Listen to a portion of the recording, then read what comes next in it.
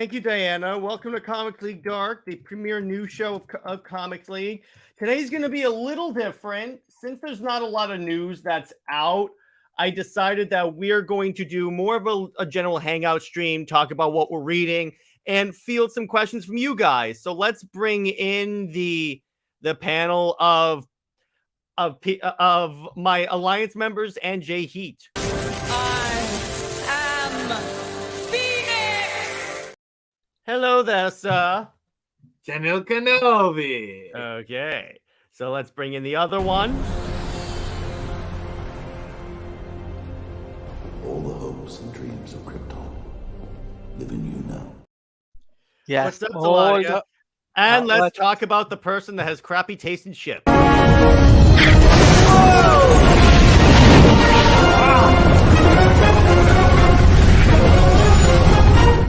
Flame on. How's everybody doing tonight? Hey, Nick. Let me ask you, how does it feel knowing that you're not, that when I say the person that has crappy taste in chips, I'm not referring to you?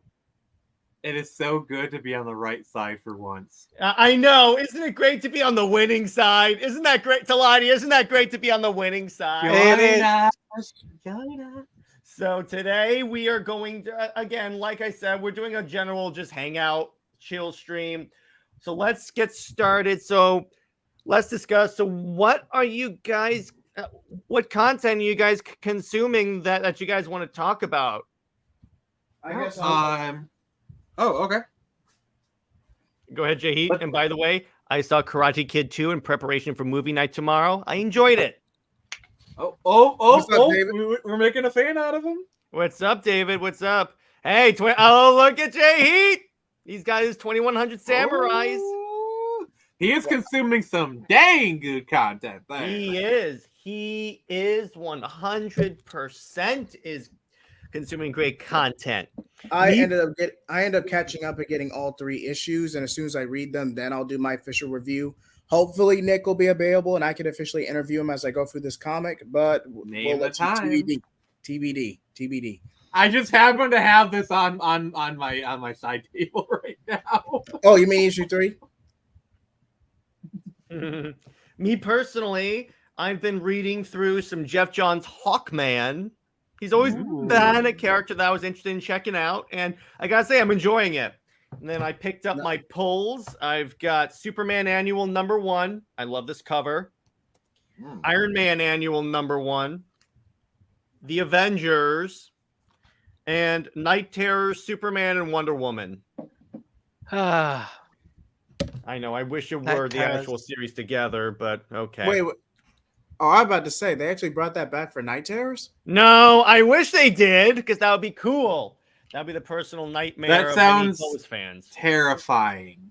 It sounds wonderfully terrifying is how it sounds. Super wonderfully terrifying. Thank you. Some Fall of X. Oh, nice, Nemo. I've heard Fall of X is pretty good. And in terms of X-Men, I've been kind of getting into it. It's just, here's the thing. I've never been really that interested in like the Krakoan age of X-Men, the Island era since Hickman left. So it's really not been like my type of thing. When I did see, I'm sorry. Go ahead, Nick. Speaking of X-Men, you want to know what I've been consuming? Da-na-na-na-na.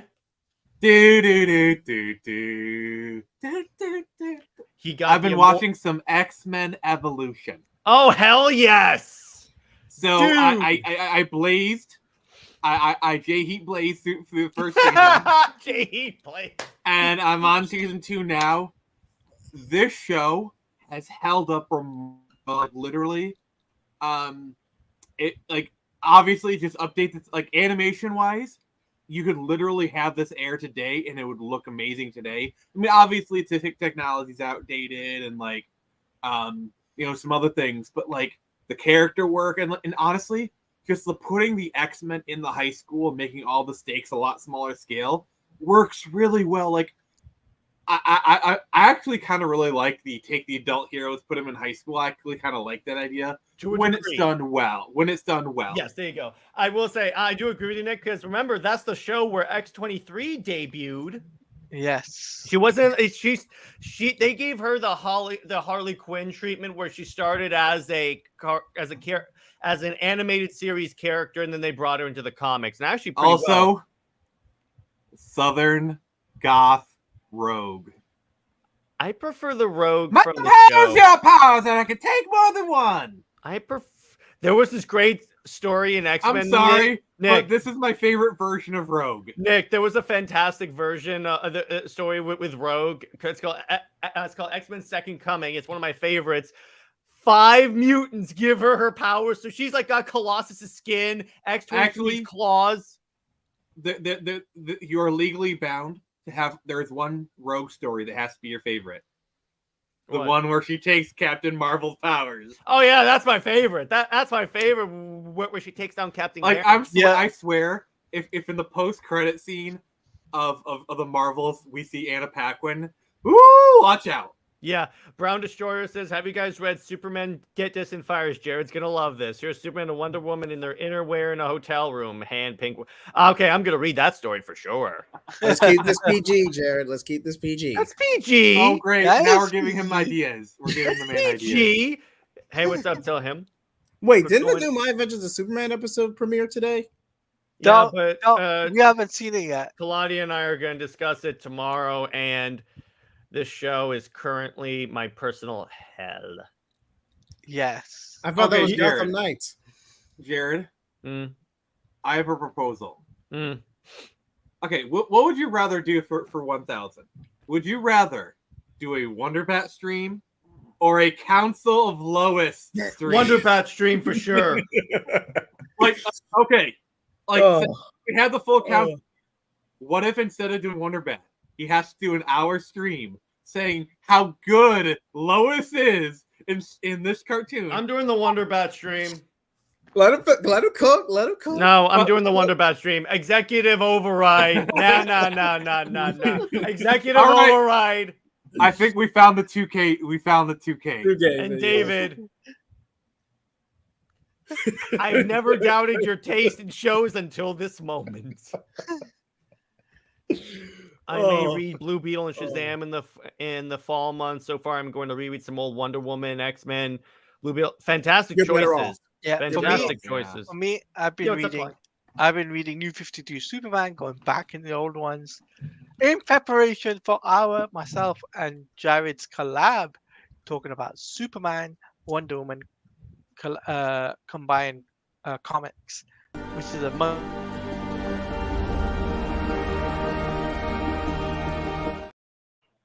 that will get to JJheat. No, I really don't care about shipping. As much as I like to heckle these two and I play it up on camera. These three now, by the way. These three. There's 3 of us now. Well, I really don't care about shipping that much. Well, if that's the case, then why don't you join our side? If it really doesn't mean that much, And just to join. you, Yeah, exactly. Just join our side. It's one of us. One of us. One One of of us. us. One of us. Wait. Were you chanting there, Jay? Yeah, like I said, I don't care about Wait, shipping. Go ahead. wait. Is this happening? Did we win? Did we win? All right. You know what? Play the clip.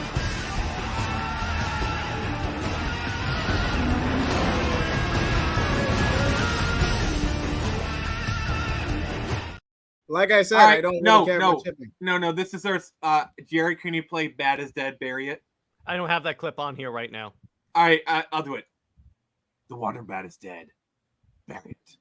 Consider this a mercy. No, don't consider some mercy because no mercy is deserved. So they need to But is cancel the Harley Mercy show. Graves deserved? Is Mercy Yeah. Graves deserved? They need to cancel the Harley show. I agree. See, here's the thing. It's worn out its welcome. I don't like vulgar shows. I gotta be honest. Personally, I just don't like vulgar superhero shows. Even though I watch The Boys, I'm just like, no, it's not my favorite. I'm gonna buy X-Men House of M. Buy that. It is so good. Highly recommend it. Highly recommend Buy it. that was back when Bendis was a good writer. No more mutants. No, you didn't win. Your shipping is vain. Oh, really? We had a top-selling book at DC at least. Yeah. And the most okay, so let me ask you this. Super Wonder sold 100,000 books, and the most that a Clovis book can sell is 30,000. Maybe 50,000. Numbers don't lie. Numbers. I love someone actually put in Twitter that like it was a top seller in the 60s, and I put in there, are we in the 60s right now? We're in the modern era. Modern This era. isn't 1938 anymore. Nice. I love that. And by the way, Daniel brought up. I just want to highlight one thing that Now, David brought I up. did do a recent retrospective on the Harley Quinn TV show. It's not bad. It, like Jared said, it's vulgar. It's not bad. But at this point, Did you guys see the Nightwing clip? yes, we did. I saw a picture where it's Nightwing's funeral and the base Spoilers, cast has by the space way. for his ass, and I'm like, well, that's stupid. By the way, David, Immortal Hulk is freaking dope. You will do well with that. Highly I mean, recommend it. literally, you just got to apply the old rubric. If they did this exact same thing to a woman, how would people react? And I'm going to leave it at that. Yeah, exactly. If they did the same thing, that show would be canceled inside of 10 seconds. Imagine like Wonder Woman had died, and they had or Power Girl had died, and the casket had her cleavage on it. Well, here's what you have to realize: DC doesn't care about appearances; they care about sales. They should care about it sales. It is a business. It is a business. If it the doesn't last 7 sell years, well, I disagree with you on that, Jared. well, yeah, but the point is, it's a business. Granted, it should operate like a business. And first off, actually, when you think about it, when I made that Lois is useless video, you know, it was the #1 comment. It wasn't hate. It was thank God someone said it. I get it. And in the video, I know why you're more on Lois and Superman. It's the Super Sons thing, and I know Tevi's going to be in here in like a minute. You brought on yourself at this point, but you don't need Lois for John to exist. I've said this many times, and by Nightwing is just a joke now. I don't know why they greenlit the character. I mean, without Lois, you basically just have Connor. Yeah, Brown Destroyer says, I've seen your interview with comics. Explain that guy overhyped the overly bland comics in his video, so I won't take his word for gospel truth. I have nothing against you can have a disagreement with someone. It was a fantastic interview. I'm honestly... Your opinion is valid. We just disagree with it. I honestly am really still like... That is still sinking in that I got to hang out with Comics Explain, and he said he wants to come back on, so we'll have him on with the crew. Go over the numbers for that video. Like, okay, I need to hear just how good that video is. Let's discuss what happened. Now, I'm going to do subscribers first. Bear in mind, before the interview, I was at like 667. I'm at 722. Get him to that 1K, guys. And the views are at 3.8 thousand. Hey, what's up, other Jared? I bring good tidings. Obscure as hits funding goal. Thank you for having me on, being part of success. Yeah, absolutely, man. And come back on anytime. The Council of Jareds. In case you guys don't know, his name is also Jared. So we created a Council of Jareds, which I'm a valid member since my name is also Jared. All right, jeez.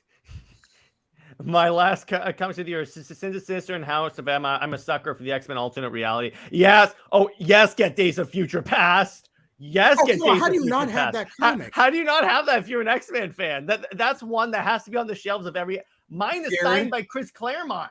Have you read the Phoenix Saga? See, here's the thing. I got the trade. I hadn't read it yet, but I have the trade. I'm gonna start reading that. Look at blasphemy. As a person who is literally called the Phoenix Press, I am ordering you to read the Phoenix Saga. So confirmed Jared is pro. I never said that. Wait. What? I never said that. Wait, what? Hold on.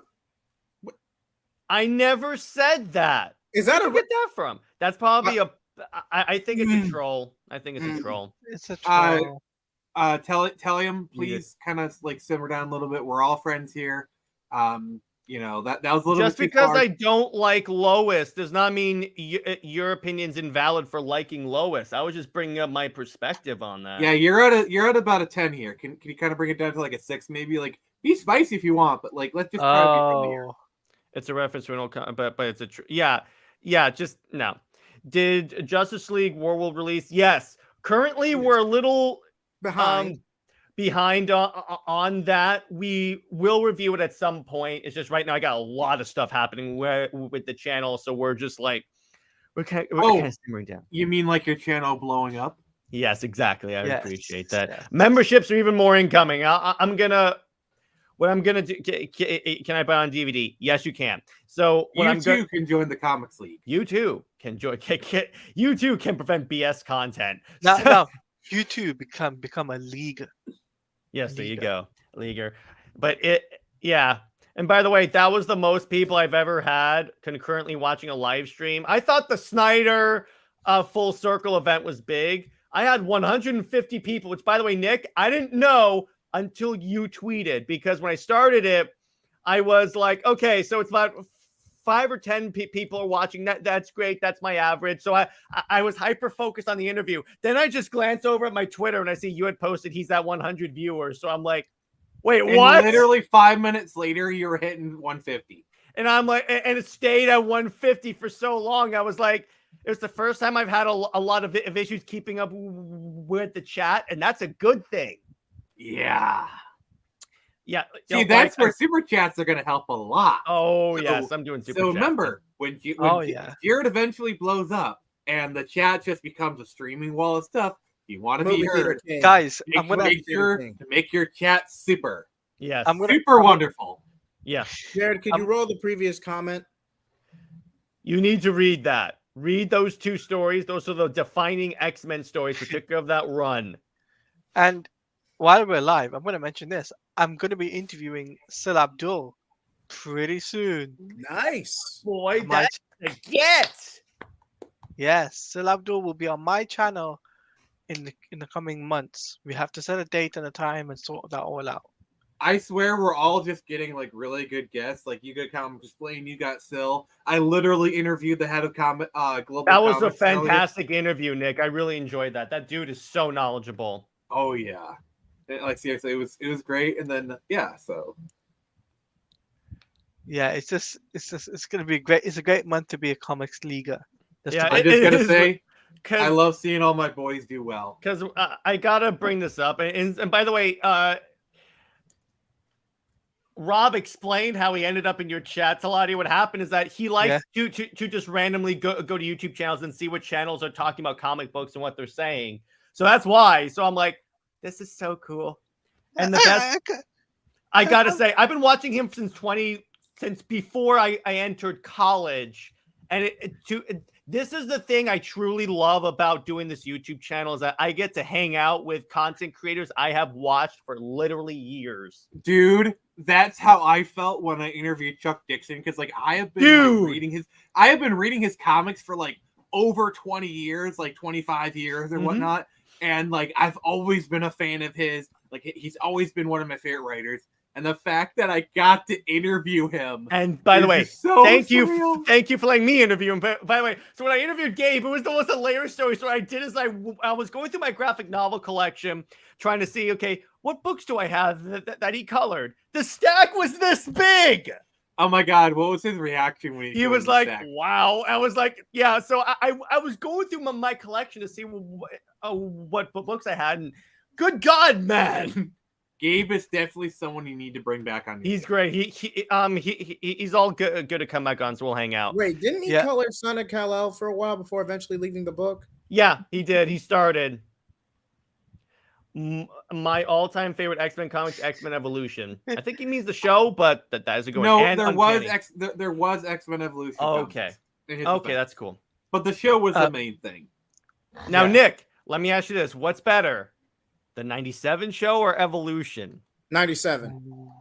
Okay. I hope you guys have your knives out because Evolution, in my opinion, is better. This is Sparta!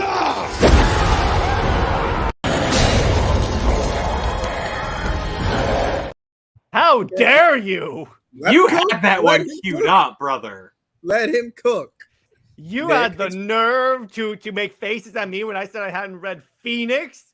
I watched the cartoon episodes. I'm not saying 97 is bad. Far from it. It's just for me, Evolution is a lot more engaging. Like it's a By lot the more of way, an I'll like, give you did that. you guys see this? Blue Beetle had lower like preview revenue than the Flash. also the That's not Flash. What did surprising. it end up with? Like what, 238? Yeah, Yes. that is bad. I That think is 260. I think. Hold on, let me look back at the So article. what? 268, I think. So here's the thing.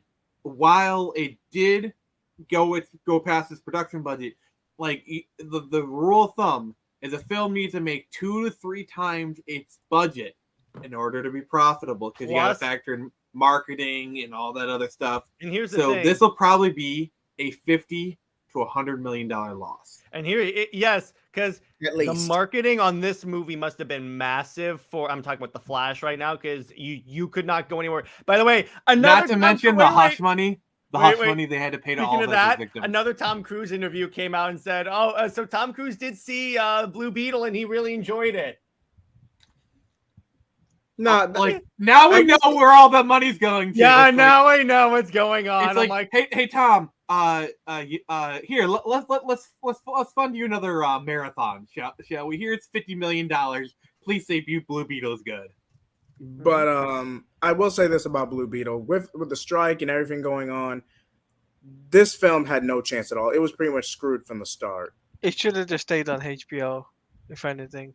Straight to HBO Max release, and just, the creators are not doing it any favors. Oh, like no. obviously the trailer, like honestly, like watching the initial trailer, I was like, okay, I mean this doesn't look too bad. And I might then go up see to it. that, and the problem is that also the director's making really BS statements about Bane and all that stuff, and I'm like, Like okay, I dude. honestly don't mind like the whole like Latino superhero thing. No, it's fantastic. Like if they're gonna go the Black Panther route, because the reason I feel like Black Panther was so successful is it was a party celebrating African American culture that everyone was invited to. You know, Mhm. it was like, yeah, we're celebrating this culture, but hey, everyone come. And that's why in like if you look at the marketing for Black Panther, it didn't really talk down to people. It celebrated, but it didn't really insult people, and that's why I feel the movie did so well. Oh yeah, 100%. And let me put it this way: from an ideological perspective, from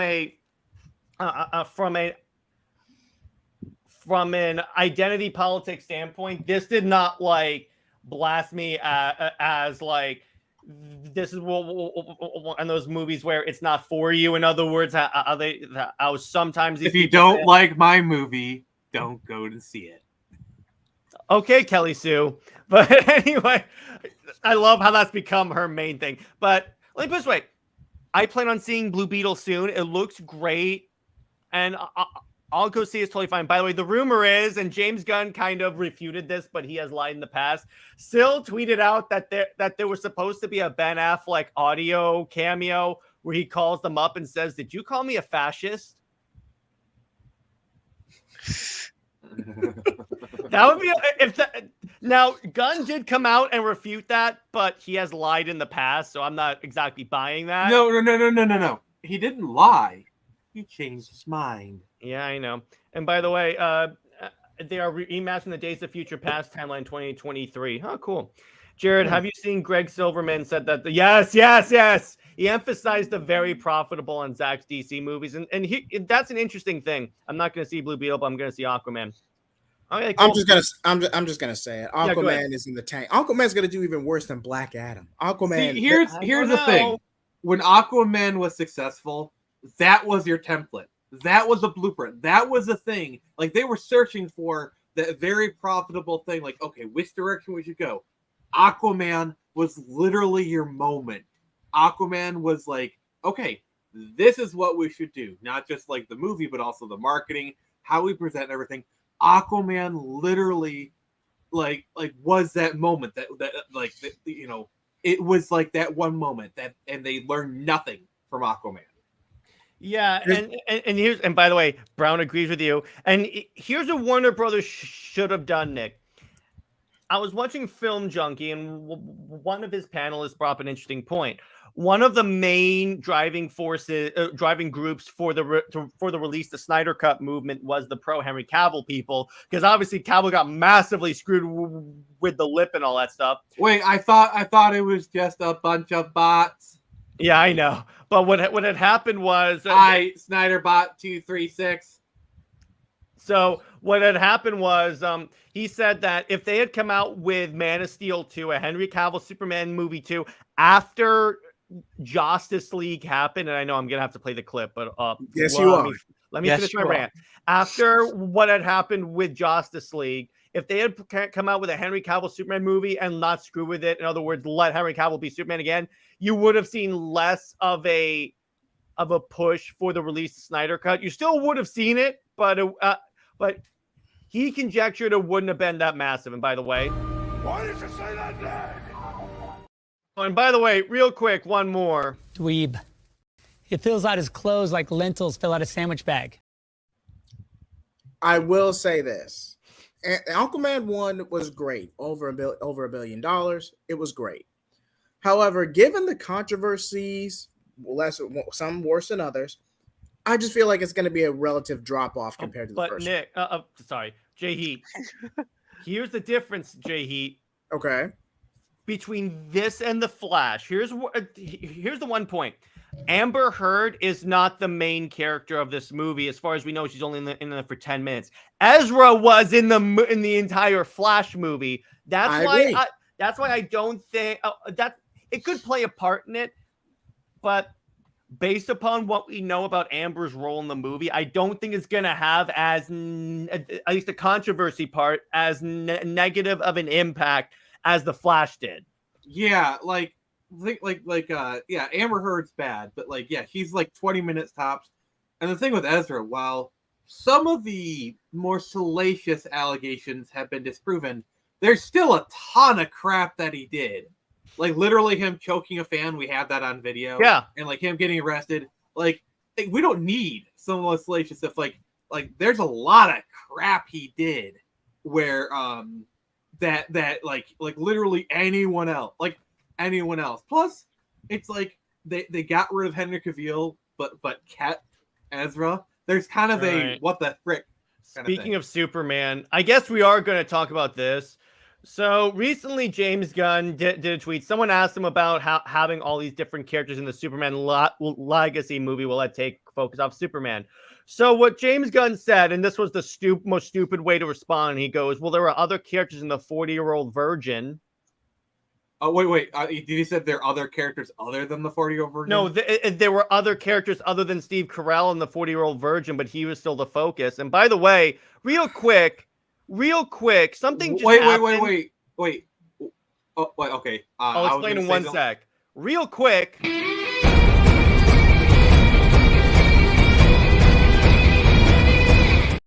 What's up, Sammy? Hey, Sammy. Oh. Hi. So we're talking about James Gunn's 40-year-old virgin comments. Can you believe that? Oh my god. Yeah, I was like, okay, so that's the thing, and I'm like, you don't want it to seem like you're comparing Superman to the 40-year-old virgin. What are you doing? Of all the movies, to to reference, why that one? Like that just tells you where Gunn's headspace is. That says a lot about where his headspace is. Real quick, the next clip I'm gonna make is from the Naked Gun of everyone at the Academy Awards doing this. Yes, that's JHeat. I need that. I need that. That's what I need for these idiots. Also, you need a clip from the Snyder Cut of the pan over the entire league for when these moments happen, when the entire league is assembled. You need. Okay, yeah, that's a good idea. I'll do that. I appreciate that, Nick. So the entire league is here, but next time it happens, you need that clip. By the way, Sammy, how are you? I think she's. Yeah, I'm good, thanks. I've just been playing Diablo. Sorry, I didn't even realize we're live. It's all good. By the way, Sammy, do you want to announce to the group what next Saturday's movie night is going to be? We're gonna watch Heart of Stone starring Gal Gadot and Alia Bhatt, which I watched and it was freaking dope. I loved it so much. I'll be watching that awesome. this weekend.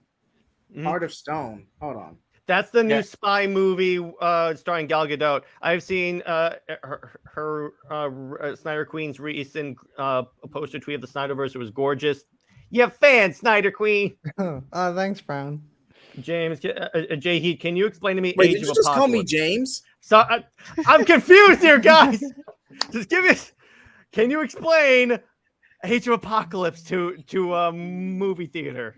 Okay, Age of Apocalypse. God, this is one of a very climactic story. Okay, basically, Age of Apocalypse is where you got the Force Horsemen, Dark Angel, basically one of the biggest X-Men comics out there. Now, the tie-ins were atrocious. Let's be honest, but the main story was dope. Basically, an ancient mutant returns in modern day and vows to take over the world. I'm not going to spoil it for you. You're going to have to read this yourself, but I highly, highly recommend this story. It was really that's where you get the design of Wolverine with one hand.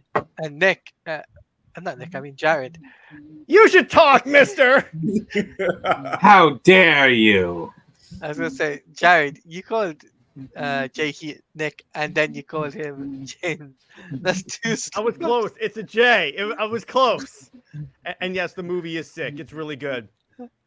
But so we're gonna be watching Heart of Stone next Saturday, so it's gonna be really fun. But anyway, so the thing about the part that really burned my gears about why he mentioned the 40-year-old virgin was because that movie, you have to understand, did a lot of damage to the way people see comic book nerds and geeks, because now everyone thought that if you got because I kid you not, this was a comment a friend of mine gave before he understood everything about comics. He said, I shouldn't go to Comic-Con because otherwise I won't have kids. Yeah, no, I mean you're completely right about that. Like that movie did put a bit of a bad view on comic book collectors and stuff.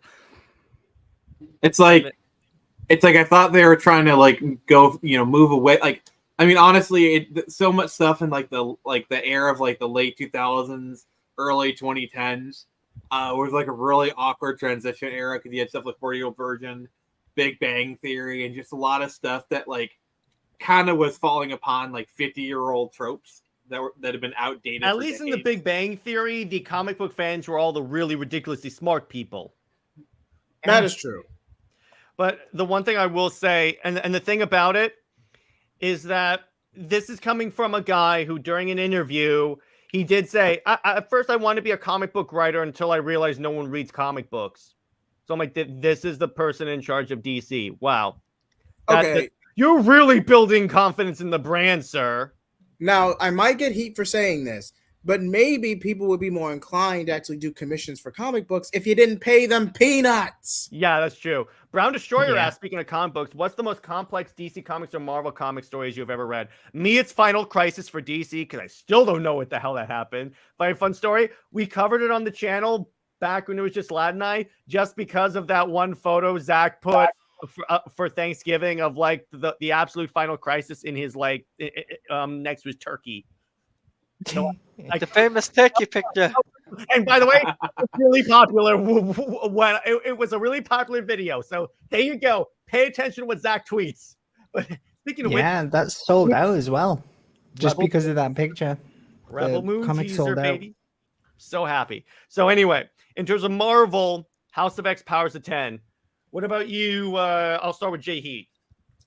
Now, I do read the more classic stories: Days of Future Past, Age of Apocalypse, Spider. Again, I haven't really paid attention to Marvel. I actually am planning a video of what would it take to get me back to reading Marvel comics again, but I don't see that happening anytime soon. But Thinking Critical, great guy. I even collabed with him with Jared one time. Thinking Critical recently made a video where Marvel's actually aware that their comics are actually starting to suck. That's the first step on the road to recovery, my brother. Is Marvel literally saying, "Hey, wait, are we the baddies?" I walked right into that one, didn't I? Which I'm like, Walked that's and held up a sign. And you notice here's how I know that they've started to realize there's an issue with the X-Men. They changed editors. Jordan White's gone. They're bringing in Brevoort, which he has some wins, he has some losses, but let me put it this way: anyone's better than Jordan White. But in terms of in terms of Teladia, how about you? For me, it was for DC. It's Convergence. Okay. Really complex for me. Wait. Are we talking about the same Convergence, Teladia? The New 52, the one which ended the New 52. Hey, complex does not necessarily mean good, JHeat. That is true. That is true. The question is, what's the most complex story you've ever read? It's not what's the best story you've ever read. Okay, the most complex story, that would either have to go to Final Crisis or what's a really good convoluted one? To give you an idea, in Final Crisis, get this, in the original comic, Sammy, Superman sang Darkseid to death. What? Yeah, That's so crazy. what had happened? Here's the story. So Darkseid takes over the world, basically makes the nightmare world in Final Crisis. But so to undo this, Superman is brought to the distant future, and he's shown a wishing machine. Yes, a machine that grants your wishes. And Miracle I mean, it's Machine. better than a wishing rock. that's true. Oh, yeah, I was that's just true. about to say, did that Yeah, have no there you go. rocks Wonder Woman available? 1984, anyone? But anyway. I'm so sorry, the joke writes itself. They said, this is what a Green Lantern ring will be in a couple thousand years. So he has like a second to memorize the machine and then rebuild it. He does it. And then he has to sing a musical note in order to activate it and shatter Darkseid. Wow. This is Grant Morrison for you. Grant is one of the best writers of DC ever. I will grant you that. Yeah. Their JLA and Batman runs are super freaking perb. Have you read his Doom Patrol run? Doom Patrol is not really a book that It's I not really his forte. It's not his It's not my forte. I'm not really that. In fact, even Rob was not a fan of it. He goes, "What's that weird book that's like the X-Men except not as good?" To be fair, Doom Patrol came first. Doom That is Patrol true. Doom Patrol predates the X-Men by, I believe, about a year. Okay, it's just not really a book that it's not really a bunch of characters that really interested me. I tried the show. The first episode was okay. It just didn't hook me. That's just me. It's just my own stuff. The problem I had with the show Doom Patrol is it quickly falls into the trap of let's be weird and quirky, the sake of being weird and quirky. Exactly. So But Nick, wait, it kind of gets old really fast. Like, okay, wait. there's a donkey with interdimensional flatulence. Okay, yeah, cool, whatever. So Nick, what's the most complex DC and Marvel stories you've ever read? First one that comes to mind is definitely Watchmen. With its like social political stuff. Like, that thing is a read. Probably say, So I'm like going through a Rolodex of comics I've read. Fun fact: when Zach, good. So this is technically a Vertigo title, but that is DC related. Still counts. Why the Last Man? You know, I was at my LCS and I saw a couple of those trades out there. I'm thinking of checking it out. I heard the show was not good. The show. It's just like I haven't seen the show, but like I heard it was really bad. The comic itself is amazing. Like it is freaking amazing, and I love every second of it. It was such a great. It's 10 volumes, like 36 issues. Like it gives space for the story to breathe. It like really goes into the implications of the scenario. It's just really good. I'll try it out the next time I'm there. How about you, Sammy? I don't know. Probably DC. I'd probably say Watchmen as well. There you go. That's a good one. And from Marvel, I don't know. Probably Death of Peter Parker. That's It's interesting. like body swapping and stuff. Oh, you mean before Superior Spider-Man? Yeah. Yeah. Fun fact. Yeah, she likes the good. Superior Spider-Man. It's really good. But by the way, fun fact. So Watchmen was historically known as an impossible comic to adapt.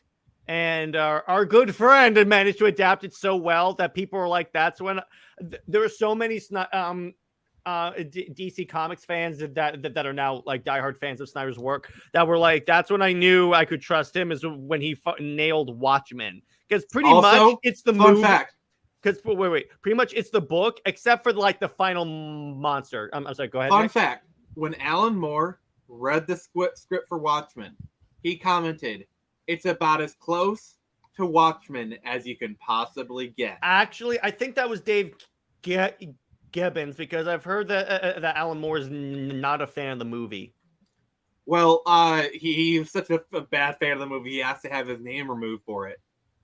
Like, yeah. like if you look at the credits, only Dave Gibbons. Like, Dave Gibbons is kind of the one who is a little more amicable. Like he's the one who does conventions. He's because Alan Moore, I don't think likes comics. He really doesn't. Like the only reason he wrote The Killing Joke was because it was a favor. Also, have you read the script of The Killing Joke?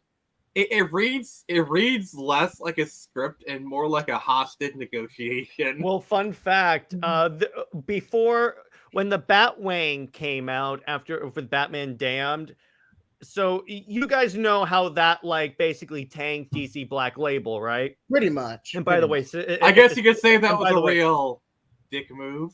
Yes, and by the way, Sammy, in case you don't know, so what Black Label was is that DC had this new publishing initiative, which they were going to have a bunch of like Elseworld stories that were more mature. In other words, if they adapted Zack Snyder's Justice League, it would be an Elseworld story. They can curse, they can have nudity and everything like basically that. Marvel Knights. Yeah, exactly. So what happened was they were going to release. What tanked it was a book called Batman Damned, because for some reason everyone freaked out when they saw a picture of Batman's man parts. So anyway, Nick, I already got it. But anyway, were they generous at least? Well, it was draped in shadow. But the point is that so you see that bat bulge. Yes, they were going to release the full version of The Killing Joke, which included, in the book, they heavily inferred that Barbara was violated by the Joker. And they were going to have the pages that show that. And they were going to show Batman actually killing the Joker. They were going to show the original, because the original ending is Batman does kill the Joker. Oh my God. The Killing Joke That's is awesome. not funny. Oh, like, I love The Killing Joke. They could include The Killing Joker, but yeah, we don't need to see those other pages, you know. Yeah, I know. It's interesting. Wait, talk about killing the joke. Mm-hmm. What were we saying, Jay? You probably know this more than I do, Jay. But wasn't there a pitch that similar to where Wonder Woman would have been a similar situation? All right. I'm gonna get into that, Sammy. I don't know if you know about this. The story. roping of Wonder Woman. No. So what happened was, in like I think it was like the late 90s to early 2000s. So you know how like Batman has like the Nightfall story where his back is broken by Bane, and Superman has the death of Superman. Yeah. So DC called a meeting and they wanted to have their gritty story for Wonder Woman. Now, Mark Millar, he's known for writing a bunch of edgy stuff, and he was not serious about this pitch. I want to be clear on this.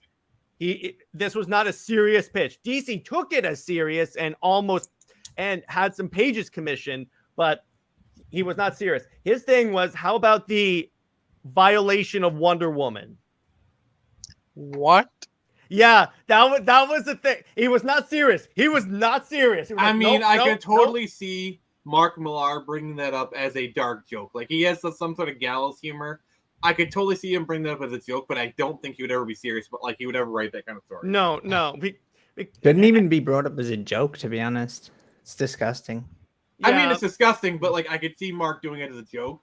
But everything he's written has shown me he does have lines, and that's one of them. And the thing about Mark Millar's writing is that he shows that, but it's for a purpose. In other words, he does that to show the female character overcoming great odds and adversity. Yeah, but like there's a line. But there's a line. I agree with you. I think Sammy would agree with me that like the trope of essaying a woman as a means of character development is a sick and tired trope that like writers need to get the frick away from. Plus, it's Wonder Woman. Yeah. It's not going to work. By the way, how do you guys like Identity Crisis? It's okay. It's not my favorite of the ones labeled crises, even though it's very falsely labeled crises, because there's nothing about that. That's a crisis. That's the one where Elastic Man's wife is killed, and it's basically a crime noir novel. And what's kind of funny at the end, it ends with, okay, so the Justice League, their idea of like stopping crime is they're gonna mind whammy all the supervillains and make them like productive members of society. So Batman walks in on them doing this, and then he gets mind whammied by Zatanna. And I think even the Flash is like, "You don't do that to Batman. Are you crazy?" And then also, I just want to pause. I love how you're calling it mind whamming. Like it's such a funny. That's term. what Comic Pop called it. And then this is what led to Batman creating Brother Eye, and which is essentially his like satellite that was designed to surveil every superhero, find their weaknesses, and then spoiler alert, it went full Skynet. Basically, DC's Ultron. Basically, DC's Terminator. That's pretty much what I would argue more Terminator, but Identity Crisis was more so set up for Infinite Crisis when Brother Eye gets used by Maxwell Lord. It was mostly set up for that. Yeah. By the way, Sammy, Wonder Woman 1984 was the big. If there was, yes, it wasted Wonder Woman, but and Cheetah, it also wasted Maxwell Lord because he is a Justice League level threat. I do need to say this about 84 Cheetah. I like her storyline up until the final act. Like, yes, I think Kristen Wiig did a great job with the material she was given. I like the whole jealous of Diana, wanting to be like her, and I like the more powerful Cheetah got, the less powerful Diana got. It was a nice, really good. It's a very Wonder Woman style story because Wonder Woman stories are more about the heart, the emotion of it. You know, because Wonder Woman is just like Superman. It's like, yeah, she can punch away at of stuff. So how do you create a story? A strong warrior does not go after body or mind. No, he goes after the heart, Osborn. The heart. Exactly. Now here's how big of a threat Maxwell Lord actually is, because the movie. Before you say something, Maxwell Lord says life can be good, but it can just get better. But it can be better. So anyway. In the comics, so I like Cheetah in 84. Okay. I don't know. I like the character. I think she was good. Like she definitely wasn't one of the problems with the movie. I'd say that much. The third act really kind of did her dirty, but up until then, like that fight in the White House was like the peak of her character. I liked that kind of reveal. Mm-hmm. That was really great. But like the third act did kind of like the CGI had to be way better.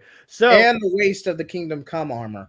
Yeah. So Sammy, have you heard the story about where Wonder Woman killed? No. Now here's what happened. Maxwell Lord's real power is that he can mind control people, and they would never know they're being mind controlled. He mind controlled Superman, forcing him and Wonder Woman to fight. And I believe the way Wonder Woman incapacitates him is she cuts his throat with her tiara. He'll heal. So under the lasso of truth, she tells him, let go of Superman. And she goes, it doesn't matter if you knock me out. As soon as I wake up, I'll regain control of him. You can't stop me. She goes, how do I get you to stop? How do I get you to let Clark go? And he goes, you have to kill me. And then she just snaps his neck and kills him. Boom. That's what I thought they were going to do in the movie. See, the problem with Maxwell Lord is when all these writers look at Maxwell Lord, they just see, discount Lex Luthor. That is every adaptation. Go-to.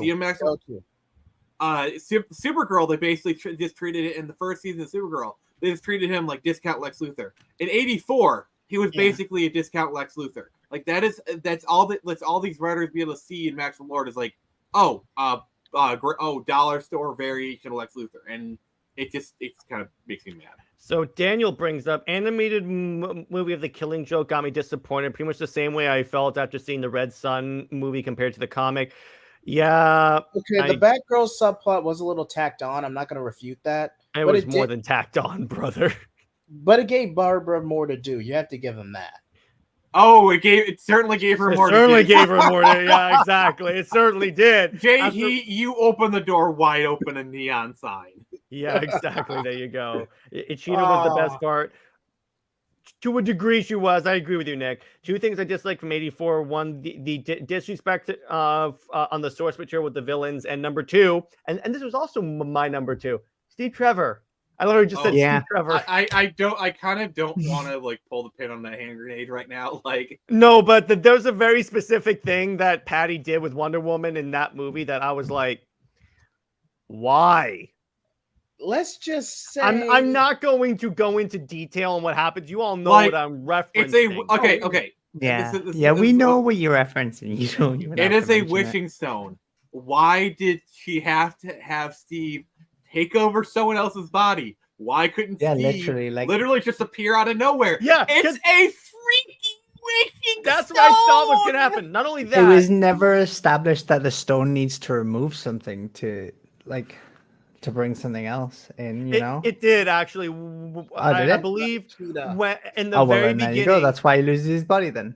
Yeah, but but the thing that was lost with Steve Trevor being alive was Wonder Woman's powers. That's why she was losing her powers. Ah, then that's. I two mean, but they things could have lost played then. it so much better. Instead of just him being in the body but still looking like him, his body could have just transformed into Steve into that other guy. That would have been like basically he just would have taken his place in this world.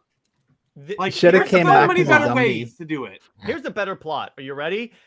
So they could have made this a backdoor Cersei movie, and then make it that the Steve is actually a machination by Cersei, an illusion, if you will, By the way, to weaken Wonder Woman.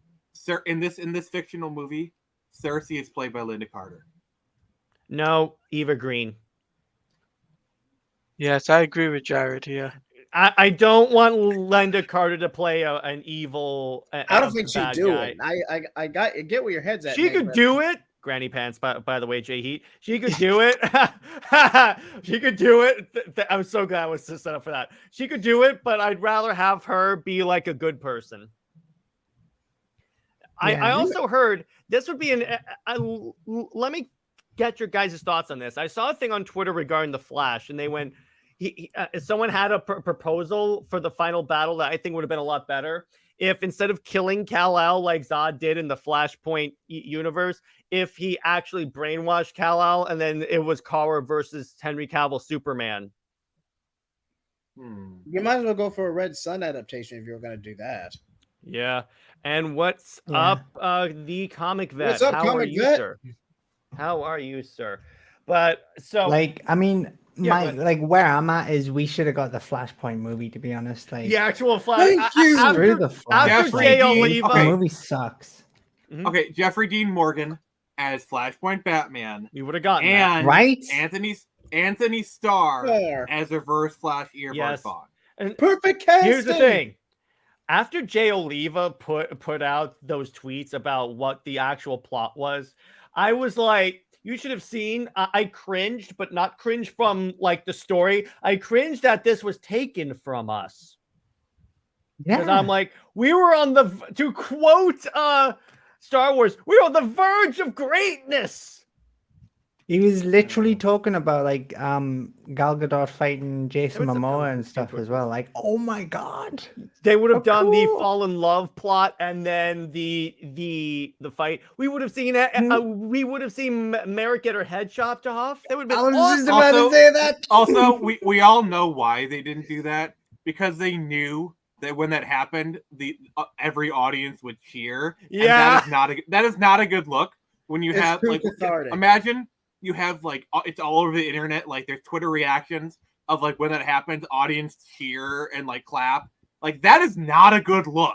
That is No, not a except good look. here's the thing, Nick. They It'd be saw a bad look. Cyborg's name in the script and then scrapped the whole movie. I know, Nick.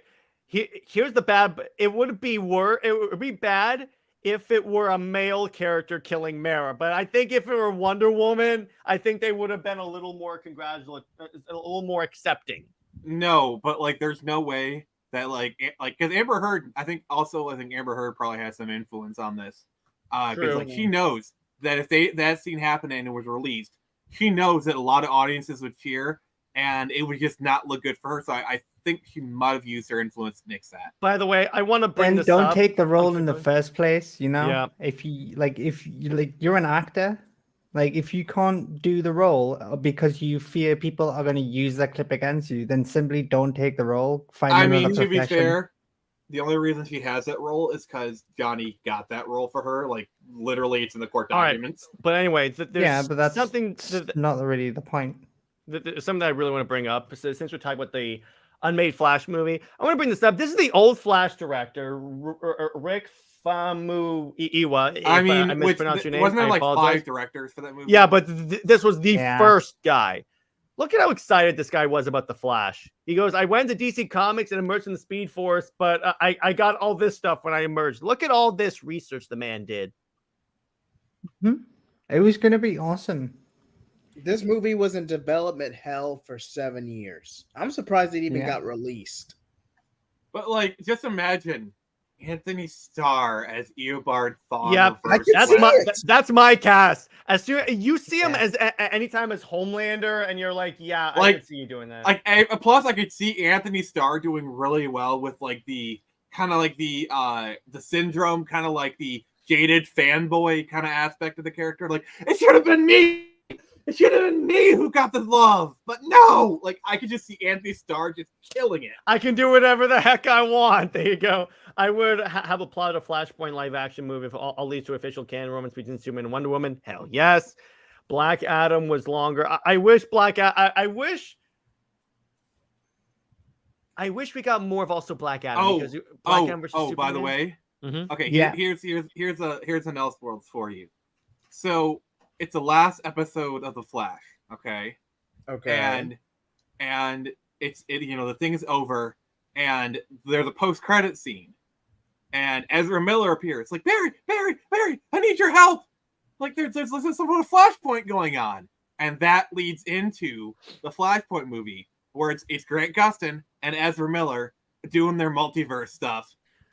Well, first off, here's the So thing. They should have done multiverse that for the buddy Flash. If they weren't going to Yeah. do the Flashpoint, they should have done that for the Flash instead of having 2 Ezra Millers, because that was just stupid. Exactly, Sammy. That's what I would have done, honestly, because you know that They the had fan the base. setup. Yeah, they had Literally, the the setup. show was coming to an end. The Crisis crossover is canon to all of DC, so I would have just And brought it's him not in. like Ezra Miller's Flash isn't aware of Grant Gustin's Barry Allen. They literally met in the CW Crisis on Infinite Earth. Yeah, so that's what I would have done instead of having 2 Barrys, because you could have had like the Grant being a mentor to older Barry, and you could have had character development. You could have still done Batman and all that stuff. But I would have also loved to have, because if this was a Flash movie dealing with the multiverse, that's just a wasted opportunity. I mean, feel like honestly, this- the way I would have played it is I would have had Ezra be the more serious Flash and Grant be like the more happy Flash, and kind of like have an Arrow versus Actually- Flash kind of like clash. Wouldn't that just be Here's- Barry and Wally? Yes, and here's the thing. Like, I think flip those, because Ezra is the more jokey Flash compared to Yeah. Grant. I mean, that's Ezra was they the, tried to do the that in comedy relief Flashpoint. character from Zack Snyder's Justice League. Well, I mean, what they were trying to do with Flashpoint was use the younger Barry to contrast how far Barry's come and make him even realize just how much of an annoying prick he is. Like, I'll give them some credit. They are attempting to do something with that. And by the way, Brown, we were supposed to get a Green Lantern movie. But he hadn't really changed though. Like he wasn't that much of a. I mean, a just like different Barry. imagine like they do a Justice League movie. They go to Oa, and all of a sudden, like Ryan Reynolds walks on screen.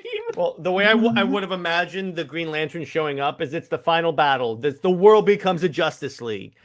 It looks like it could still turn against the heroes, and all of a sudden, big beams of light shoot from outer space onto Earth, and it takes down like a whole army of parademons, and then the Green Lantern Corps shows up. Because it would have been the entire Corps. It's not just like Hal, John, Kyle show up. No, it's the entire freaking Corps. Also, Kilowog in the nightmare also- sequence. Here's what I need to see. Yeah. Like, if they bring back Ryan Reynolds as Hal Jordan, there needs to be a scene where like he creates 2 swords as a construct, and like he creates 2 swords as a construct. He brings them forward. He's like, "Oh wait, no, sorry, I don't need these." Like, and they're the Deadpool sword.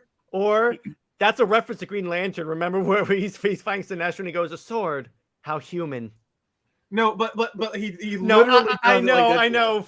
But it's just the sword thing is also from Green Lantern.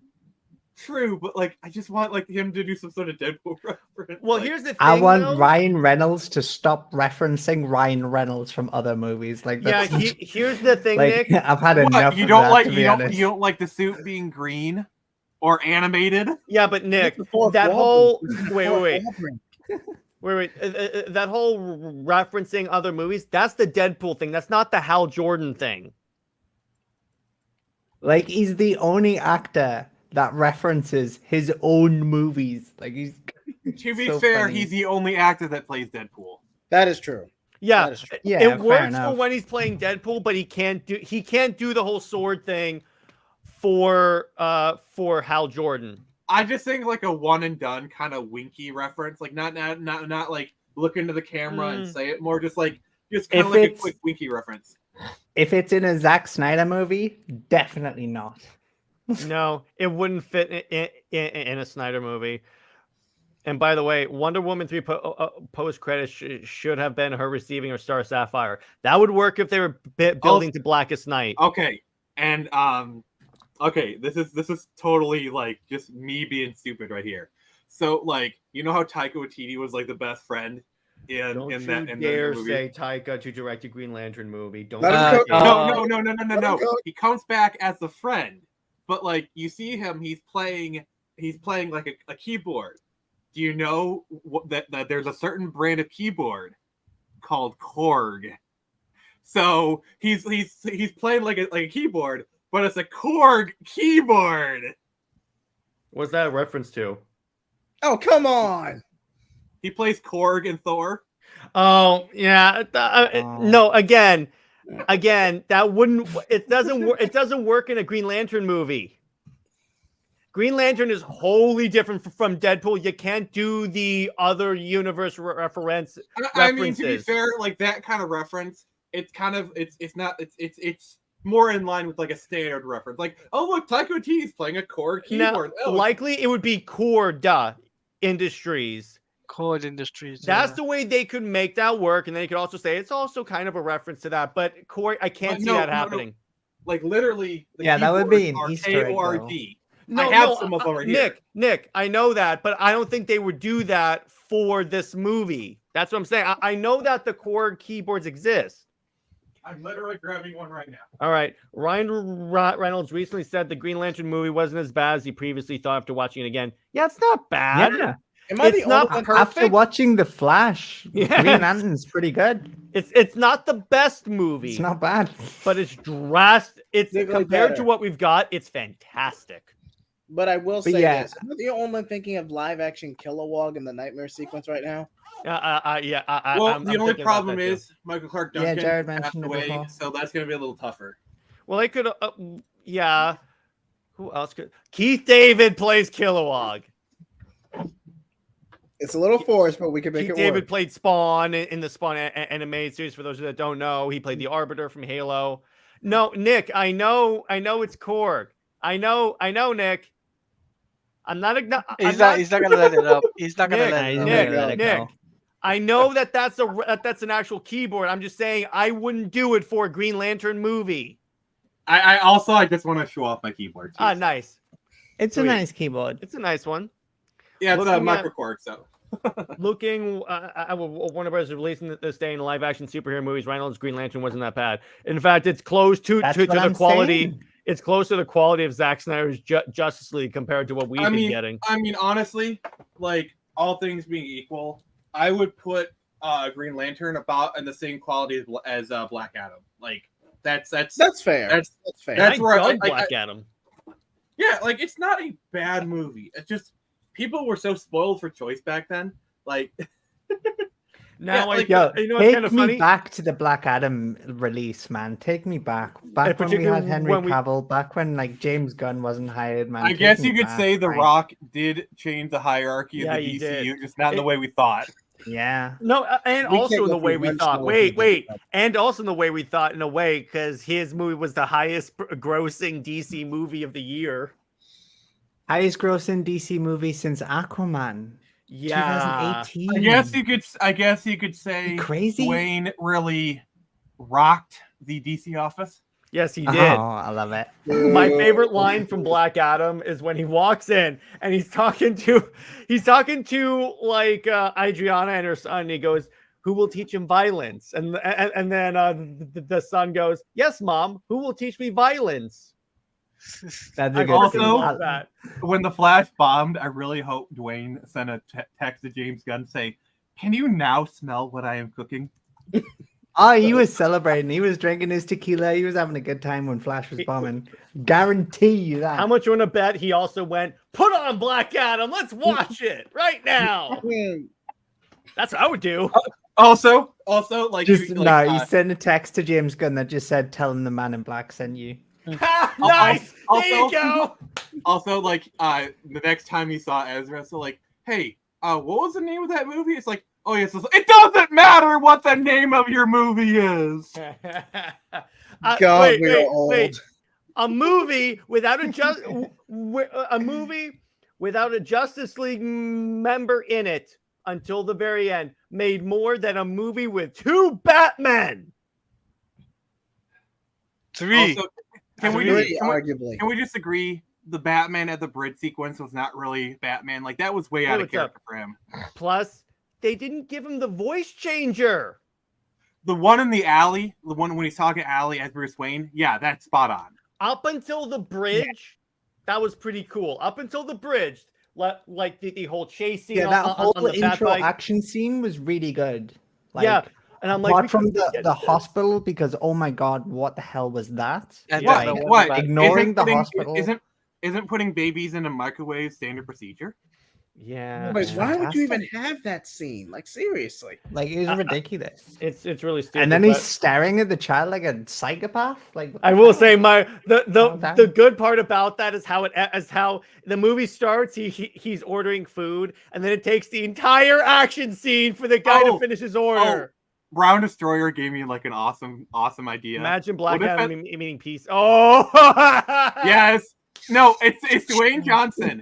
Like, literally at WrestleMania. It's Black Adam versus Peacemaker, and it's Dwayne Johnson in like a wrestling version of Black Adam attire, and then John Cena as the Peacemaker. Like, can you imagine like the buys for that? Like, I would watch that. So, But I like, just had what's a to thought. stop what's to stop Black Adam from just throwing him into orbit? You know? 'Cause- yeah, I know. It's like if you Well, Black Adam versus- probably the fact that like Black Adam will have a problem seeing Peacemaker to begin with. Mm. But You so just here's imagine the thing. Peacemaker like re-entering orbit, his little helmet burning up on burning up. Henry. Just imagine Peacemaker just doing this. Yeah, and then what's kind of no, please. I hate the entire show. But anyway, what I would love No, to do. that's John Cena. That's John Cena. No, I know. It's just they do that in the intro for the show, Where did and I Nick freaking go? hate it. I'm right here. Oh, Yeah. Sammy. I got you. You did. Don't- Yes, he did. Yes, he did. Yes, he did. Bautista faced Superman in the Smallville series. Oh wow. Yes, he And so did Kane. hmm I'm just like, okay, but in terms of Peacemaker, but if I were in charge of DC right now, I would actually tweet out. I would say, by the way, Peacemaker season 2, not happening. Oh, Okay. This is a random aside. Who here has seen the movie Walking Tall? I have, begrudgingly. I actually like it. So it's a movie with Dwayne Johnson, and he's like a buddy cop with Johnny Knoxville. It's actually surprisingly good. Oh, Is that the decent. one I where just he's like hitting people with a giant plank?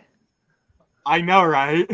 Yeah. I'd say that. Speaking That's of funny. Dwayne Watt Johnson playing buddy cop, did you guys see the movie the Other Guys with Mark Wahlberg and Will Ferrell? Just aim for the bushes. Yeah, they Nick. So Dwayne the Rock Johnson and Samuel Jackson are like the stereotypical TV cop. Like they have all the women. They're like getting into gunfights. So their idea to pursue these guys is to jump off a building. So they jump off the building. But the thing is, this movie has realistic physics. So they jump off the building, miss the bushes, and land on the pavement and die. All right, I got a question for you It's guys. pretty funny in the movie. It's pretty funny. All right, Funny in the movie. who made the better movie? The Rock with Tooth Fairy, or Vin Diesel in The Pacifier? Oh, that's a hard one. Fun fact. For the record, I've only seen The Pacifier, and I thought it was a decent movie. Nick, I'm going to blow your mind for a minute. So you know how Vin Diesel plays a Navy SEAL in that movie, right?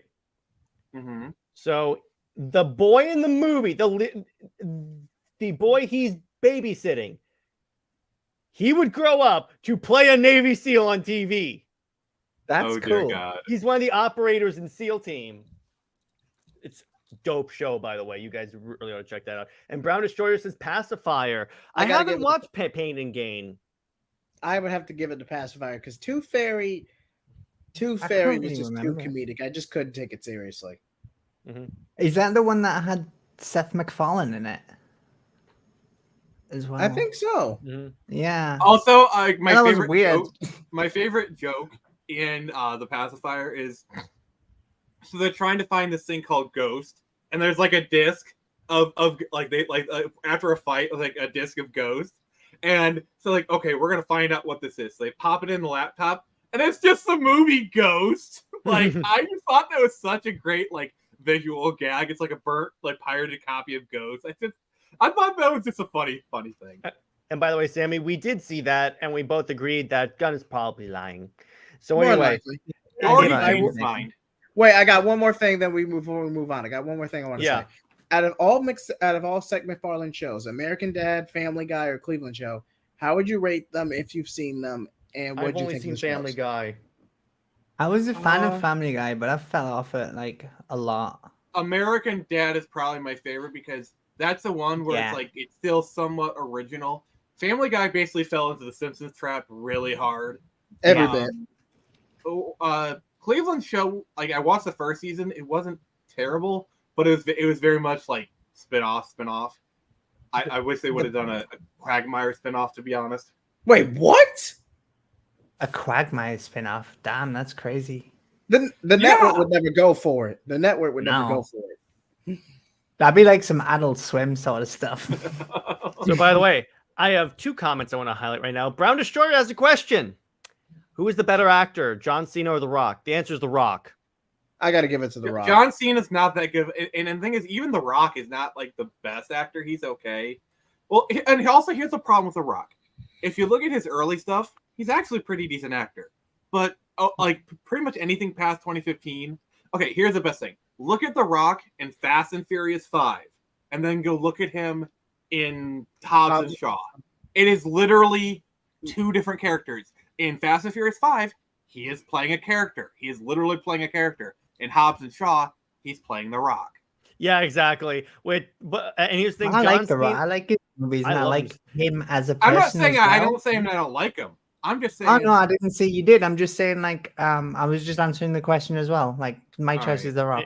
And you know what's interesting is that did you guys see the Rock did something really nice? So there was this dude that was having trouble paying his bills. I think he was like a sports player or something like that. I forget exactly. So The Rock bought him a house and handed him the keys. Also, yeah, the actual answer to that question between John Cena and The Rock is Dave Bautista. Yeah, nice. Yeah, 100%. Like Army of the Dead, baby. Army of the Dead. Yeah. Dave Bautista is legitimately a good actor. Like, yes. Look at all his roles. They're all different characters. They're like, like he's 2 legitimately minutes. a good actor. They're like 2 minutes of acting in Blade Runner 2042. Yeah. Is it that? I gotta say, 2049, whatever. That was that. Those 2 minutes are better than both The Rock and John Cena's entire careers. Hell yes. I'm sorry, John Cena cannot act. I'm sorry. Here's the thing about the Dave Bautista thing. I was concerned going into Army of the Dead a little bit because I was like, can Bautista do like that type of serious role? Because I had seen Blade Runner. I didn't remember it that well, and the only thing I really even after Blade Runner, you thought that? Damn. I mean, even in Guardians of the Galaxy, he's still. I'm getting there, Nick. I'm getting there. Drax role, he is acting. Okay. The thing is that when I was doing, because previously I had only seen like comedic Drax and everything. Then I remembered it's Zack Snyder and he has not missed when it comes to casting for his story. So I was like, let me give it a shot. He was the biggest surprise for me because I was like, I could buy this. Zack did miss one. Zack did miss one. Oh yeah, Amber. I will say this. Army of the Dead is kind of one of his weaker roles, That but is true. even then, like his weakest role is still a lot better than some of these other actors. Yes. So what I was Chris Yeah, go ahead. D'Elia, he is the Oh, yeah. miscast. Oh yeah. Well, it's kind of funny when you watch that movie and you see who Tig, the way that they did the whole Tig Notaro thing. Yeah. And Corridor crew, they did one of their VFX artists reacts, and they broke down how they did the whole replacement.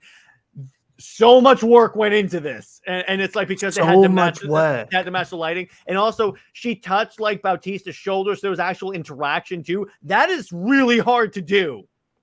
Like if you watch that movie, you would not think that that actress was digitally placed in. Not a chance. That's the that's also Zach. So, but Yeah. it's like that's the other thing that concerned me, because I was like, is that going to be a distraction the entire movie? And I was like, where was the person they replaced? It's that he. And honestly, when Zach was on the Pizza Film School, he pretty much explained it because of his prior experience as a painter, he understands like lighting, and that is very key to getting good visual watch effects. Any of his movies, that is evident. Oh yeah, every one of Zack Snyder's movies looks great. Even his detractors will say, "Okay." Even his biggest haters, they will admit, yeah, the movies look like. I mean, just literally look at like Watchmen. 300, even Sucker Punch, which Sucker Punch the VFX has aged a little bit. Even Sucker Punch, which was released literally 15 years ago, still looks better than The Flash. I love Sucker Punch, but here's the thing about Zach: he literally shoots it so every single frame of his movies, even if it's not based on a comic book, could be a comic book panel. See, here's the thing about Zack Snyder, as opposed to a lot of other directors. See, Zack Snyder has experience with visual effects. So he shoots his movies because he knows how to shoot his movies with digital effects. The problem with you get a lot of these, because basically stuff like people like Marvel, it's like you do one good indie movie. Oh, here, do Captain Marvel. Like they give you and these directors have no clue about visual effects, and so they just shoot their movie. And I think that makes the visual effects a lot harder to do. Where someone like Zack Snyder, he knows how to prepare a scene. He knows how to, for example, the Superman suit from Justice League. He literally created the suit so that it would be easier to turn it black in post if he wanted to. Do you remember that? Remember hearing about that? And that is exactly why the blue suit, looks wonky when it's in the non-existent cut of the movies, because he made it specifically so if Warner Brothers changed their mind on the black suit, he could just flip it. Yeah, and it's like that is something that only a director who is familiar with VFX and kind of has at least a running understanding of them would make that kind of decision. Dude, when I showed my mom the Snyder cut, when I told her that the black suit was visual effects, she goes, "Wait, what?" Because at no point does that indicate that was visual effects? And I'm like, you made visual effects this good in a movie during COVID in 6 months? The Flash going back in time. I'm like, what the heck? Yeah, I mean, we know how overworked these people are. And stuff, just moving, breathing as well. Yeah, how it moves. It's just and incredible. It's actually, one of the animators actually broke down the visual language that they gave Steppenwolf. Like when he's really pissed, he'll smack his axe on the ground. By the way, this is another good moment. I show my mom Man of Steel, and there's that scene where Jor-El comes out of that tower, and there's that massive battle going on. As soon as that pops up, she turns to me and goes, "This is so cool." Well, here's the thing. That's awesome. I think the biggest reason why a lot of visual effects are failing is they don't have weight. There's no Pacific Rim is a perfect example. If you look at Pacific Rim, the first movie, all the Jaegers have weight. When they stomp in the ground, you can feel it. But if you go to Pacific Rim Uprising, which Del Toro had nothing to do with, they move around like anime characters, and there's no weight to it, and it just looks ridiculous. Yeah, that's why Pacific Rim will stand the test of time, and Uprising they made a sequel to it. Oh yeah, don't watch it. It sucks. And it's like I didn't make a sequel to Pacific Rim. Yeah, exactly. No, they didn't. The Zod fight against Superman and Man of Steel You I could saw feel the Uprising in weight. theater. It's the worst money I spent. My I enjoyed it, but every time a punch was thrown in that Zod fight, you felt it. Every time a hit was, Absolutely. What? Where he's like flying towards him, punching him and stuff. That's so they cool. recreated his Injustice 2 move. Yeah. Or, Yeah. or like when he snaps Zod's neck, it's like you feel it. It's like it's both visual effects and like sound design. It's kind of like got like a crunch to it. Like when you feel it, you feel the emotional weight. It's like, And by the way, sorry. I noticed this during I think my 12th or 13th time watching the Snyder Cut. A few times, if you notice, when Superman knocked Steppenwolf down the ground, what Zach did, he made it so the ground actually cracks too. So he's like, no, I'm gonna make sure you actually know that this guy's getting his ass kicked. Well, here's the thing. Like in that scene where he's like punching Steppenwolf, you literally see the camera shake. When that's probably an all digital shot right And you there. have shockwaves too. Like literally, that's how much thought goes into CGI. Where like, that is probably 100% digital shot all right there. The fact they thought, okay, let's have the camera shake, like it's like like that kind of thing. Like that is the thought that goes into that kind of thing. And then Brown Destroyer says Rebel Moon's visual effects on Zach's recent post is simply awesome. Yeah, well, when he basically talked about he's going to release the trailer on Tuesday, which we're really excited for. I think that too many movies are CGI based and not enough credible people are left who can make great CGI. Yes, exactly. Oh, the talent is there. Like I disagree. The talent is there. I mean, look at Rebel Moon. Like, look at like independent works. Look at that guy who created like the Rankin Bass stop motion. Look at Scooby-Doo Nolan. thing. Like Nolan. Yeah, but Nolan doesn't really use CGI though, does he? He uses physical. I mean, like for Oppenheimer, people literally By thought the he way, detonated a nuclear bomb. I watched Oppenheimer. Well, he really good. Did make a bomb. But there's this funny part. But here's the thing. So what he did in Oppenheimer, for spoiler alert, they test a nuclear bomb. I just wanted to make sure you understand that. But Well, it's Oppenheimer. I would hope. what that. they do is that, so the way he does it is that the bomb goes off, and then all you see is the flash at first because light travels faster than sound, and then the shockwave hits you. And the way he did it, he actually had air cannons blasting like really powerful air cannons blast the cast. And what's cool, he didn't tell them he was gonna do that, so all the reactions, that's genuine. Yeah, it's cool. like it's like like in Die Hard when like at the end when Hans Gruber falls. So they had like him fall, and they said, okay, on the count of 3, we're gonna let it go. 1, and then they let it go. So like, Yeah, so, they when you did. see Hans Gruber, when he's got that surprise, that is a genuine surprise from his face because he was expecting them to do it at 3. And one more thing, and then we'll wrap up. How Zach shot Dr. Manhattan is simply genius. Do you know how he did that?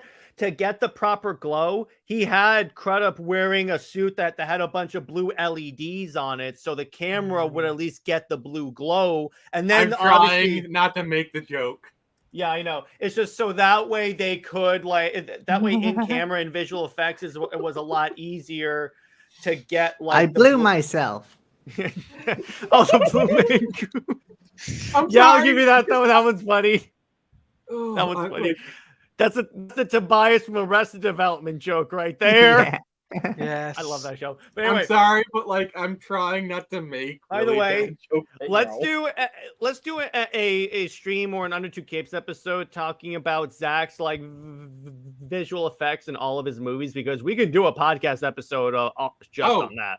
A praise Oh, act. yeah. I just gotta- Okay. I just got a quick personal question before we wrap up. How do you guys feel about South Park? I watched a little bit of it. Oh I my thought it was God! pretty good. You killed Kenny. You. Mhm. You did what, Buttercup? You know, Jared. Before this is over, you will sign up for my Kickstarter. And now we're demonetized. Thanks, Nick. So anyway, I didn't Like, say I anything used to think it wrong. was good. so Like I used on to that think it was good when I was younger. Like I thought the movie was funny. Wait, The Jared, movie's there's really one more funny, thing but you're like forgetting. No, I yeah. know. I think so the show now, kind of died. before we wrap up, I just want to give a quick plug to Nick's YouTube channel, because again, remember, If he gets to 400 by the end of the month, he has to read he has to read with the voices and everything. Spider-Man Sins Past, and he has to do the face. He has to do the face. So Nice. get that sub out. I'm gonna share out the channel real quick. So in the meantime, we'll start with Nick. What have you got? Where can we find you, and what have you got coming up? Well, today I just went public with the sign-up page for Screecher Issue 2. The link is in the private chat if you want to blast that one out, Jared. I'll do that. Yep. So we're going for that live in October, and teaser 2 is out. I should have colors here very soon. I'm pretty excited for that. And yep. And then tomorrow, I got my Spider-Man live stream. So Jared, Sammy, and Teladia can harass me. One more day of Spider-Man streaming. All right, I'm out. So anyway, but yeah, so that was fun. Now, it's a fun stream if you want to see Nick fail at fighting crime. I'm sorry, I'm in an a-hole mood right now. But yeah, definitely sign up. At least, for the record, I hate you. I hate you too. At least sign up for the YouTube channel so that I can watch Nick do the O face. That'll be fantastic. Also, I just want to say, Wonder Bat sucks.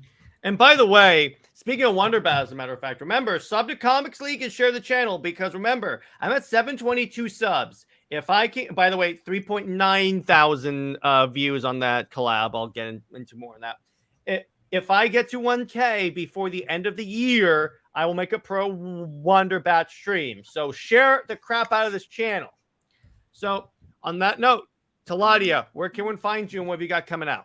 You guys can find me on Twitter at Teladia Plays _ or on YouTube at Teladia Plays. I'll leave a link in the chat, in the private chat, sorry. So you guys can follow me there. I've got my adventures with Superman, Jared's Nightmare, live reaction. My personal hell. By the way, when Jared reaches 2K, he's actually going to do a video talking about how wonderful the console Lois's are. I never agreed to that. It's online, so it happened. I'm not doing that. It wasn't on recording, so I don't have to do that. So yeah, guys, make sure you guys check me out. Myself and Jared reacting to my adventure with Superman. We got, I think, 3 more episodes. So we got this week's episode, next week's, and then the week after, and then that's it. And then we'll be doing some different stuff, including Superman and Wonder Woman comic, which is very exciting. We're going to be starting that, I think, either next week or the week after. We'll think of a day. We'll cover it, and we're going to be talking issue by issue monthly. And it's going to be a very interesting topic because I've been covering New 52 stuff. I've been reading back into it, so then I'm prepared for those live streams. And you guys are more than welcome to participate and ask questions about it. They're a fun time. That's how Rob found us. Rob from Comics Explain. I'm going to continue to plug that. But JJheat, where can we find you? What have you got coming out? You can find me at JJheat Plays on YouTube, JJheat75 on Twitter. I refuse to call it X. My review of Phoenix Press's 2100 Samurais in the works, and hopefully before the end of this month, it might end up getting delayed due to scheduling conflicts. But get ready for God Killer 2. Oh boy, Electric Boogaloo. Thank you, Sammy. Where can we find you, and what type of content have you been producing, or do you plan on producing? I've just been hanging out on Twitter. I don't really stream or do anything like that. Sweet. So yeah. As for Comics League, I have a Under Two Capes episode coming out tomorrow about how the Marvel and DC continue to harm their female characters, and I currently have on the live collab I did with Comics Explained that is at 3.9 thousand views. So I really want to see things in 4K. I really want to see that video in 4K. Yeah, it'll end up being 4K. Probably by tomorrow it'll be 4K. To give you an idea of how quick this thing has been growing, I went to bed with 2K. I woke up with 3K. So, wow. Yeah, so there you go. So, and I'm still thinking about what I want to do for a short Monday video. So bear in mind on that. Next week's Under Two Capes episode, TBD. And then I will say, next movie night, not this Saturday, this Saturday we're talking about Karate Kid 2. Next Saturday we're talking about Gal Gadot's Heart of Stone. One of the most entertaining spy And then who's movies next ever. after that? Who's next after? I think it's Simon? me, and then in that case, we're going to be doing Justice League. I think we're doing Judas Contract. Yeah, Judas Contract of the Decamera movie. And then we after start. No, and then we start. I believe at this point we'll be starting Sci-Fi Saturday. September. And Nick, do you want to do? Basically, what's the way it happens that for those of you that have been watching movie night streams for a while, you know that certain months we like to theme them. We did March Matrix Madness last March. So in September, we're going to do a lot of like themed movies. So Nick, do you want to basically inform the panel and the viewers about our selections for September? Well, I can remember a few of them. So I know we're doing Back to the Future. I think it's Iron Giant, Titan AE, Back to the Future, and then Predator. Yes, the Predator one will be a lot of fun because it's just the quips alone. I'm going to have clips for months. Wait, wasn't Battlestar Galactica an option for Sci-Fi September? No, that was our that's rewatch. That's the show that we're rewatching. And then October is going to be like a Halloween-y theme. We're going to watch like movies like The Crow. We're going to watch because on Friday the 13th, we're going to do movie night on a Friday instead of on a Saturday because we need to do a thing on Friday the 13th. Oh, October is going to be jam-packed for me. Yeah, where we're going to talk about Batman, The Doom That Came to Gotham. So there you go. So on that note, everyone, stay heroic. Panel guys, it was a pleasure having you guys on the panel. Yes. As usual, you guys are always welcome. I love you guys. Super wonderful life. And Thank lady. you. Wonder. And yes, and Lady Sammy, I was using guys in the you all form of the word, but yes. So stay heroic, gentlemen everyone. And lady. A gentleman and lady. And JJheat, stay heroic.